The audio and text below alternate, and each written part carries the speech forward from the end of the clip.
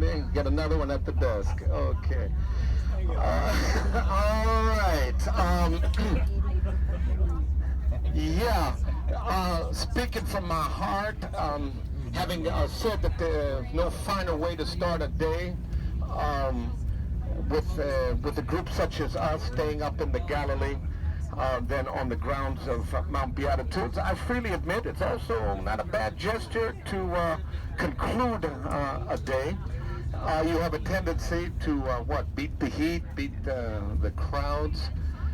You get to see the sunset over these Galilean hills. Why fertile soil? Because in an earlier geologic... Oh, you're messing with me, huh? Okay. Yes, it is. Is the desert blooming again? Yes, it is. Okay, touche. If you can't take it, you shouldn't dish it out. Let me run this one on your team. Hopefully of interest to at least some of you when I share with you. Back in the 70s, hey team, you remember the 70s? Yeah, okay, yeah, but that's not our subject this morning. Back in the 70s, a team of, you ready for this one? No more, no less, a team of American electronic experts were flown into the country, sent up to the Galilee for the sole purpose of traveling around the Sea of Galilee for the sole purpose of determining what, in their professional opinion, would be the ideal spot for Jesus to address a very large audience and without the aid of a microphone. The conclusion of this team of American electronic experts was that semicircle and rimmed valley directly underneath where we just came from, the Catholic Church of Mount Beatitudes.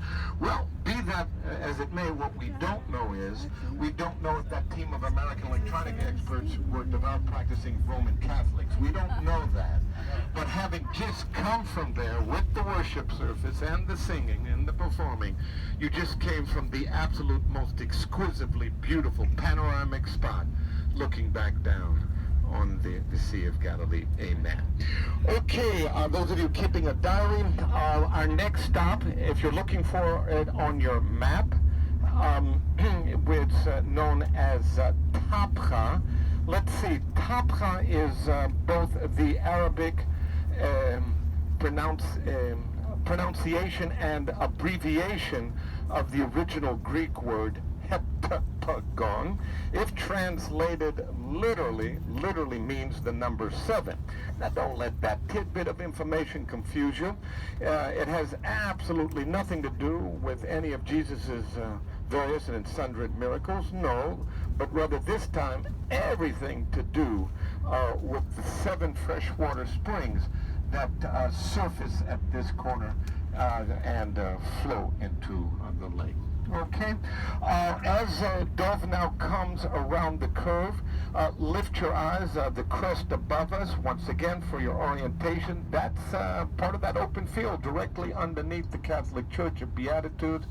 Perhaps, Don, you may have recall of this. You go back further enough. In the old days, the possibility of setting out from the behind the parking lot and along the crest here, walk past the banana plantations, approach the churches along the shore and as proper pilgrims. Hey, this is, we're with Don Moen, where we travel in style. We're hooking back up to the shoreline and being driven by Dove. Okay, so there are 2 churches located in this coming up corner. The first one will be driving past, but I share with you.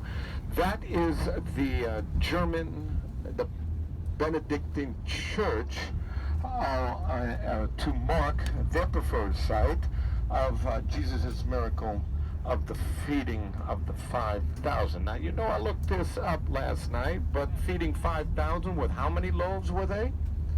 5 loaves. And how many fish?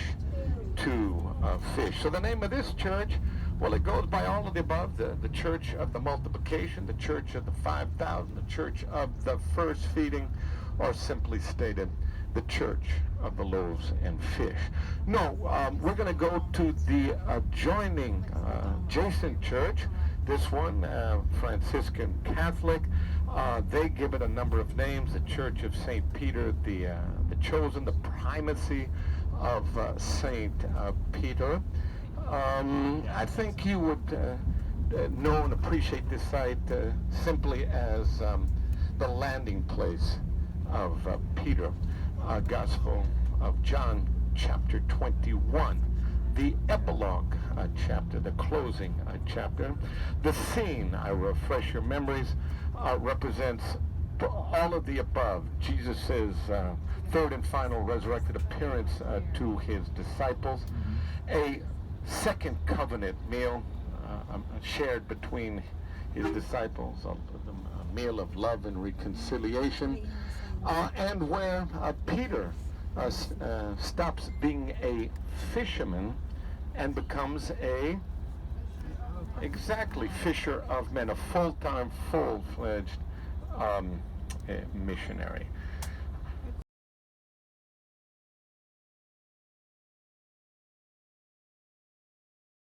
This morning at the Mount Beatitudes, that parking lot was empty. Okay, bus 1, bus 2, we were the only ones.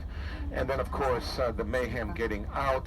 We can't promise you this, but we will always strive for that, keeping one step ahead of the maddening crowds. It worked for us at Mount Beatitudes. We got caught up with them here.